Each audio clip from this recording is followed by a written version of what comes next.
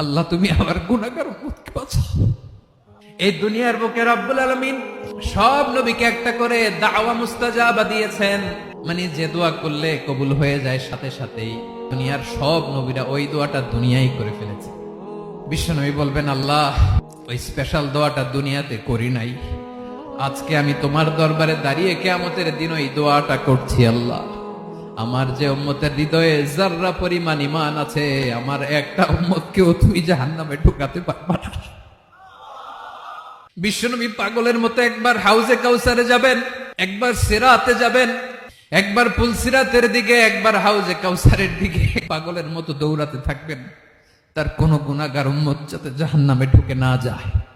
উম্মতি বিশ্বনবী আমার জন্য কাঁদবেন, আপনার জন্য কাঁদবেন, আমাদের জন্য সেদিন কেঁদে কেঁদে জাহান্নামের দরজায় দাঁড়িয়ে আমাদেরকে টেনে টেনে জান্নাতে ঢুকাবেন।